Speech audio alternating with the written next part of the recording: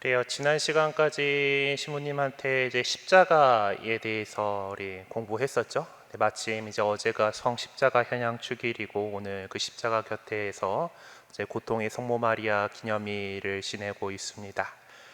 어, 오늘 복음 말씀은 사실 그 십자가 곁에 있는 그 모습이었고 이제 그 매일 미사책을 보시면 알겠지만 오늘 읽을 수 있는 복음이 이 요한복음의 그 말씀과 함께 루카복음에 예수님을 성전에 봉헌하실 장면이 이렇게 나옵니다. 거기서 이제 시메온이 당신의 그 영혼이 칼에 꿰찔리는 가운데라는 말을 하셨기 때문에 요거들을 두 개를 묵상을 하는데, 우리 성당 이제 유리화들 이렇게 쭉 있잖아요. 양옆에 유리화들 양옆에 있는데 그 가운데 요 이야기가 있는 데가 저기 십자가의 길 3처 옆에 있는 그거의 맨 위에 보시면은, 나중에 나가시다 한번 보세요. 그럼 제일 위쪽에 보면은 예수님 성전에 봉헌하시는 장면이 있고 그 밑에 바로 십자가에서 내리신 예수님을 안고 계신 성모님의 모습이 표현이 되어 있습니다. 하여튼 이렇게 예수님께서 이제 십자가에서 이제 내려오셨고 그러면은 당연히 이제 돌아가셨으니까 장례를 치렀죠. 그 안식일 직전이었기 때문에 서둘러서 그 비인근에 있는 무덤에다가 모시게 됩니다. 그래서 이제 그 부활로 이제 넘어가는 그 순간이 되죠. 그래서 오늘부터는 이번 시간부터는 이제 부활에 대해서 우리가 이야기를 하게 됩니다. 사도신경에는 저승에 가시어 사한날에 죽은 이들 가운데서 부활하시고라고 이 부분을 표현을 하고 있습니다. 우리 그리스도인들에게 있어서 부활은 가장 중요한 핵심적인 신앙입니다. 예수님께서 죽은 이들 가운데서 부활하셨습니다 라고 하는 이 말이 바로 성령을 받은 초대교회의 사도들이 가장 먼저 선포한 복음이기도 했고, 우리가 가장 중요하게 믿어야 할 믿음입니다. 근데 어떤 분들은 이 부활이라고 하는 거를 안 믿는다는 사람들도 있어요. 뭐 신문의 원고에 따라서 그러긴 하는데, 아무튼 신심 깊다고 하는 사람들 가운데에서 부활에 대해서 제대로 믿지 않는다라고, 인정하지 않는다라는 사람이 있다고 하는 소리도 있습니다. 하지만 부활이 없다라고 한다면, 사도 바오로께서 옳게 말씀하신 대로 그리스도께서 되살아나지 않으셨다면 우리의 복음 선포도 헛되고 여러분의 믿음도 헛됩니다라고 하신 것처럼, 이 부활에 대한 믿음이 없다라면 우리 그리스도교 신앙 자체가 성립하지가 않습니다. 우리가 여기에 나와서 이렇게 이 코로나19의 이 상황을 무릅쓰고 이렇게까지 모여있을 이유 자체가 없어지는 거예요. 그만큼 부활은 우리 신앙 안에서 정말 중요한 것입니다. 그래서 부활은 우리 그리스도교 신앙의 초석이라는, 가장 이 신앙이라고 하는 이 건물을 올려나간다라는 그 기준이 되는 중심, 가장 중요한 부분이라는 겁니다. 시모님께서 이제 십자가에 대해서 신앙의 반석이다라고, 기초라고 얘기를 하셨잖아요. 그렇죠? 반석이라고 한다라면은 이제 집을 제대로 올리기 위해서 가장 자리를 잡아야 되는 게 코너스톤, 초석이죠. 머릿돌입니다. 그러니까 그만큼 부활이 없으면은 이 그리스도교는 그냥 하나의 사상이나 뭐 인본주의 정도에 그치고 말 것입니다.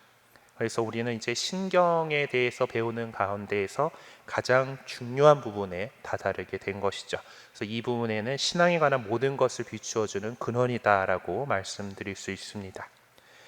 그래서 교회는 전례 안에서 이 신비를 묵상합니다. 이것이 우리 신앙의 핵심이며 하느님께 바치는 가장 커다란 흠숭의 전례가 바로 파스카 성삼일의 전례인 것에서 알 수 있습니다.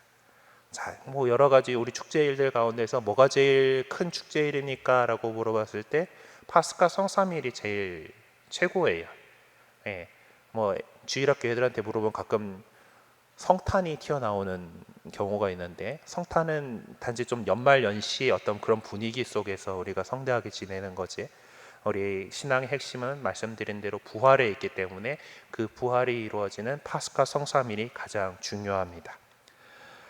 그 부활이 없었다라면 예수님께서는 그리스도가 아니라 그냥 위대한 역사의 한 인물로 남아있을 것이고 신앙의 대상이 되지도 않았을 것입니다. 그분께서 말씀하신 대로 다시 살아나셨기 때문에 그분의 말씀은 참되고 진리이다라는 것이 우리 믿음입니다.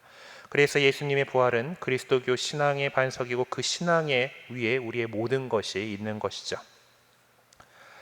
자, 다음 문장을 잘 생각해 봅시다. 예수 그리스도는 저승에 가셨고 부활하셨으며 하늘에 오르셨습니다.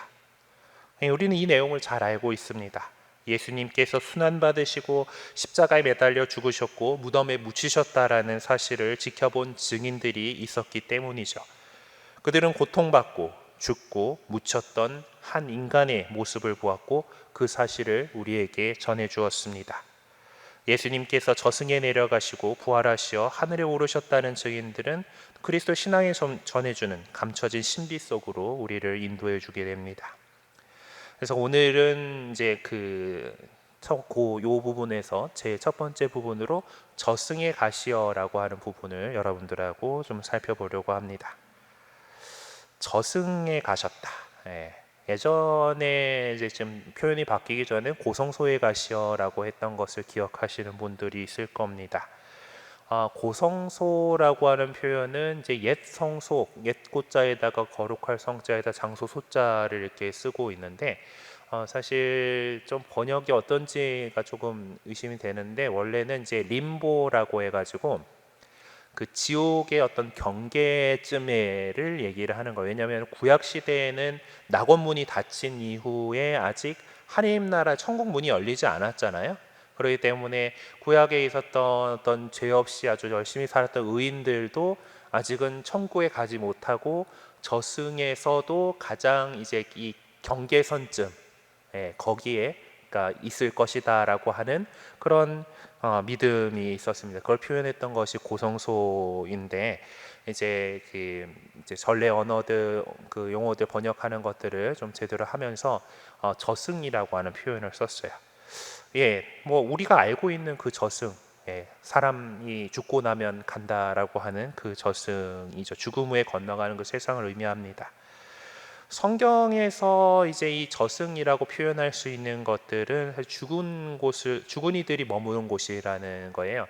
구약 시대의 세계관은 어땠나 하면은 창세기 처음에 그 보면은 이제 막 하늘 위의 궁창과 뭐 이렇게 하늘께 해서 이제 옛날 사람들이 생각하기에 땅이 이렇게 있고 그 위에 이렇게 하늘이 이렇게 궁창이 이렇게 있고 그 위에 물이 또 있고 여기도 있어가지고 비가 내리는 거는 여기 하늘에 이게 궁창에 문이 착 열려가지고 비가 오는 거로 이렇게 생각을 하고 이 지하 세계가 또 있습니다. 그러니까 땅 위는 지금 현세를 살아가는 우리 인간들의 세상이고 땅 위는 천사들하고 하느님의 세상인 거고 땅 아래가 죽은 자들의 세상이다라고 생각을 했었어요. 유대교에는 사실 처음부터 부활에 대한 그런 신앙이 없었기 때문에 그냥 그 죽고 나면은 그 지하 세계로 그렇게 간다라고 이렇게 생각을 했었습니다. 그냥 죽은 이들이 머무는 곳 정도였어요. 그러니까 죽은 다음에 어떻게 되는가에 대해서 별로 생각을 안 했던 시절입니다. 하여튼 이 저승을 의미하는 히브리어는 셔올이라고 하는 말이고 그리스어로는 하데스라고 이렇게 표현을 합니다. 라틴 말로는 인페르노스라고 표현하는데, 그러니까 그 아까 얘기했던 고성소는 라틴 말로 림보라고 표현을 하는데 이 인페르누스라고 표현한단 말이에요. 그리고 사도신경의 그 라틴 말 표현에도 보면은 인페로라고 하죠. 인페르노스의 그 단어를 사용하고 있습니다. 그러니까 고성소라고 옮긴 것이 조금 이제 문제가 있다고 봤기 때문에 저승이라는 표현으로 이렇게 정정을 기도문이 개정되면서 그렇게 표현을 한 거죠. 어쨌든 이거는 생명이 없는 곳, 아무도 기억해 주지 않는 곳, 산이들과 단절된 곳, 영원한 고독, 감옥, 자폐, 사랑을 향해 자신을 열지 못한 완전한 매장 뭐 이런 데로 달리 표현할 수가 있습니다. 그렇다면 저승에는 누가 있냐? 죽었으나 아직 심판받지 않는 사람들이 있는 곳입니다. 이에 대해 성경은 그리스도께서도 육으로는 살해되셨지만 영으로는 다시 생명을 받으셨습니다. 그리하여 감옥에 있는 영혼들에게 가시어 말씀을 선포하셨습니다. 라고 베드로 전서에게 표현이 되어 있습니다. 이 증언처럼 저승에 가신 예수님은 그곳에 갇혀 있는 영들에게 복음을 선포하시고 그래서 예수님 부활을 표현한 이콘들에게는 그 저승에 있는 영혼들을 끄집어내서 올려 하늘나라로 데려가시는 그래서 특히 우리가 구약에서 성인으로 공경하고 있는 인물들 많이 있잖아요. 그런 사람을 데리고서 하늘나라로 이렇게 천국문을 열어주시는 모습이 표현되어 있습니다. 십자가에서 예수님께서 저희 하느님 어찌하여 저를 버리셨습니까? 라는 부르짖음처럼 예수님께서는 인류 구원을 위해서 절망의 최극단까지 가신 겁니다. 그러니까 지금 하늘나라에 영광에 계셔야 되실 분이 이 땅에 우리와 같은 인간으로 오신 것도 모자라서 그 밑에까지 이렇게 내려가셨다라는 것이죠. 그러니까 죽은 자들의 세상까지 그렇게 내려가셨다라는 겁니다. 저승은 인간이 가는 가장 어두운 곳이고 밑바닥입니다. 그곳까지 인간을 구원하시기 위해서 가신 예수님이라는 것이죠. 그리고 이 저승의 가시어에서 예수님의 강생이 완성되는 것입니다. 예수님께서 저승에 가셨다는 것은 사실 우리에게 영성적인 의미를 지닙니다. 그래서 우리는 예수님께서 부활하시기 전에 저승에 가셨다라고 고백하는 것입니다. 첫째, 저승에 가셨다라는 것은 자신을 한없이 낮추셨던 예수님께서 마지막으로 자신을 더 낮추시는 모습을 보여주십니다. 사실 예수님은 저승에 가심으로써 죽음보다 더 낮아지셨죠. 단순한 낮아짐이 아닌 가장 낮은 곳을 향해서 내려가셨다라는 겁니다. 가장 낮은 곳으로 가기 위해 굴욕의 길을 따라 내려가신 것이죠.